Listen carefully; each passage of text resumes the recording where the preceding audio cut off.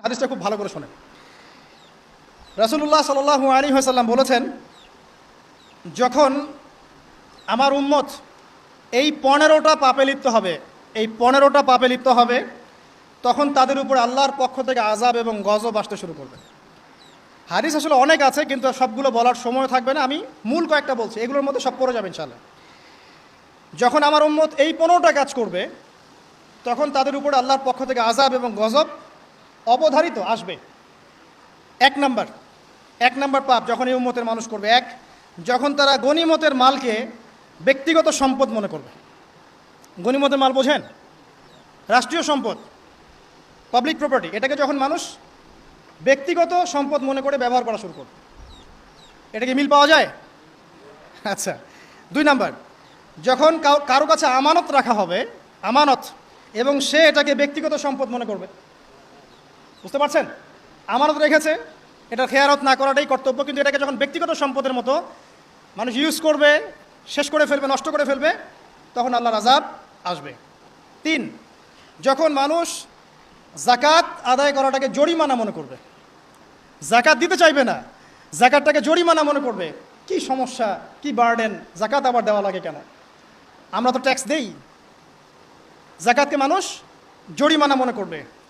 একটু চিন্তা করে দেখবেন যে বাংলাদেশে কত % মুসলিম নামাজ পড়ে আর কত % মুসলিম যাকাত দেয়।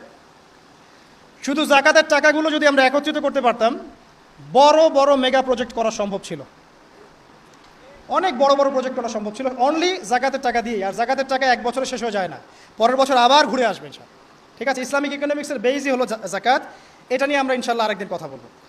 4 নাম্বার, যখন সমাজের স্বামী যারা আছে এরা স্ত্রীদের আঁচল ধরে থাকবে। বুঝতে পারছেন? স্বামী স্ত্রীর আঁচল ধরে থাকবে, মানে স্ত্রীর অনুগত, স্ত্রী যা বলবে তাই। আচ্ছা, গায়রত নাই, মানে স্বামী পুরুষত্বের গায়রত নাই। 5 নাম্বার, যখন সন্তান মায়ের অবাধ্য হয়ে স্ত্রীর খেদমত করা শুরু করবে।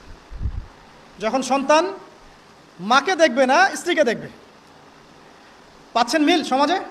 আচ্ছা। 6 নাম্বার, যখন বাবার পরিবর্তে মানুষ বন্ধুদেরকে সম্মান করা শুরু করবে। বাবাকে সম্মান করবে না, ফ্রেন্ড সার্কেলকে সম্মান করবে। সুবহানাল্লাহ। এরপরে আসেন 7, যখন, আমার কথা রাগ করেন না, এটা হাদিসে আছে, যখন সমাজের নিকৃষ্ট মানুষদেরকে নেতৃত্ব দেওয়া হবে। এটা হাদিসে আছে। সমাজের নিকৃষ্ট মানুষকে যখন নেতৃত্বের আসনে বসাবে মানুষ, তখন সমাজে আল্লাহর গজব আসবে। হাদিস তিরমিজি 2211 নম্বর। এরপরে 8, নবী সাল্লাল্লাহু আলাইহি ওয়াসাল্লাম বলছেন, যখন কোনো ব্যক্তিকে সম্মান করা হবে তার টর্চার থেকে বাঁচার জন্য। যখন কোনো মানুষের সম্মান করা হবে তার শাস্তি থেকে বাঁচার জন্য, মানে মানুষ মন থেকে সম্মান আসছে না, ভয়ে আপনি সম্মান পাচ্ছেন। এই অবস্থা যখন আসবে তখন আল্লাহর আযাব আসবে। তারপরে 9, যখন মসজিদের মধ্যে, দেখবেন অনেক মসজিদ আছে বাংলাদেশে, মসজিদের মধ্যে হট্টগোল বেড়ে যাবে। মসজিদের মধ্যে হট্টগোল বেড়ে যাবে, আর মসজিদগুলো হবে চাকচিক্যময়, হেদায়েত উঠে যাবে। মসজিদ হবে চকচকা, তাজমহলের মতো এক একটা, কিন্তু হেদায়েত উঠে যাবে, মসজিদে হট্টগোল বেড়ে যাবে। 11, যখন পুরুষেরা রেশমি কাপড় পরবে, পুরুষেরা সিল্কের রেশমি কাপড় পরবে। পুরুষের জন্য স্বর্ণ আর রেশমি কাপড় পরা হারাম। তো এখন পুরুষেরা অনেকে স্বর্ণ পরে, রেশমি কাপড়ে পরে, এটা মহিলাদের জন্য জায়েজ। এরপরে 12, যখন প্রকাশ্যে মদ্যপান করা হবে। আর মদ্যপানের মধ্যে ভাই সিগারেটও পড়ে, আপনার গাঁজা, ইয়াবা সবই পড়ে। যারা প্রশাসনে আছে, আমাদের এখানে অনেক ভাই প্রশাসনে আছে, তারা জানে যে মাদকদ্রব্য নিয়ন্ত্রণ করতে তাদেরকে কত হ্যাসেল পোহাতে হয়। আর এমন এমন কেস আসে যে মানুষ আপনি কল্পনা করতে পারবেন না।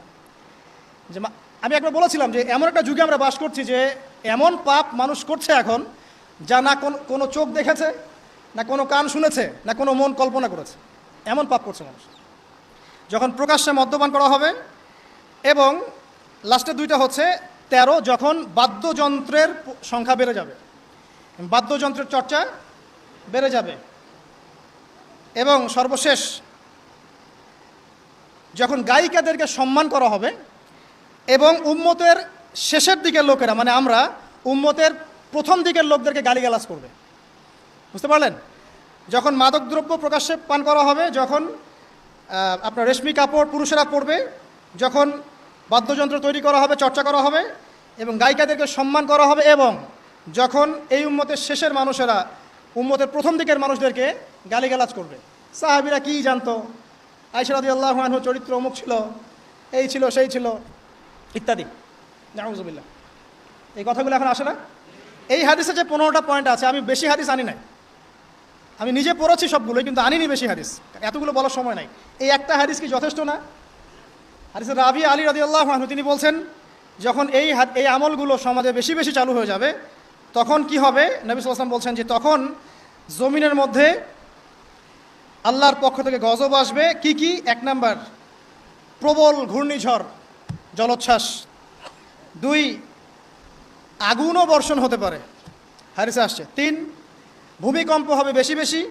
4, মানুষের আকৃতি পরিবর্তন হয়ে যাবে, মানুষের আকৃতি পরিবর্তন হয়ে যাবে। এই হাদিসটা আমি আপনাদের জন্য এনেছিলাম। এরপরে আসেন, আরেকটা হাদিস আছে, এইটাতে যাওয়ার আগে আমি কোরআনের একটা আয়াতে যাচ্ছি। সূরা রুমের 41 নম্বর আয়াত। আল্লাহ পাক এই আয়াতে বলছেন আযাব নাজিল হওয়ার একটা কারণ, যাহারাল ফাসাদু ফিল বাররি ওয়াল বাহরি বিমা কাসাবাত আইদিন নাস, এটা একটা কারণ। জলে এবং স্থলে যত বিপর্যয় ছড়িয়ে পড়েছে, এগুলো মানুষের হাতের কামাই। তার মানে যত ফাসাদ ছড়াবে সব কিছুই আল্লাহর পক্ষ থেকে নয়, এখানে মানুষেরও হাতের কামাই থাকবে। এখন আপনি দেখেন, পরিবেশ দূষণ করছে কারা? মানুষ। বনভূমি উজাড় করছে কারা? মানুষ। এই যে কার্বন মনোক্সাইডের পরিমাণ বাড়ছে বাতাসে, এগুলো কারা বাড়াচ্ছে? জিন, মানুষ। অর্থনীতির মধ্যে ফাসাদ কে করছে? সুদের মধ্য দিয়ে অর্থনৈতিক সিস্টেমে ফাসাদ কে ডেকে এনেছে? মানুষ। জাকাত বন্ধ করছি কারা? আমরা, তাই নয় কি? আপনি দেখেন সোশ্যালি যে সমস্যাগুলো হচ্ছে, এই যে জমি নিয়ে সমস্যা, আত্মীয়তার বন্ধন নিয়ে সমস্যা, টাকা পয়সার সমস্যা, পদের লড়াই, ক্ষমতার লড়াই, কারা করছে এগুলো? জিন শয়তান, মানুষ। এটা হচ্ছে কোরআনের এই আয়াতের ব্যাখ্যা, যে জলে এবং স্থলে যত বিপর্যয়, এগুলো মানুষের হাতের কামাই। তার মানে মানুষেরও এখানে প্রচণ্ড রকম দোষ আছে, অন্যথা আল্লাহ পাক তো আর এখানে এমনি এমনি গজব পাঠাতেন না।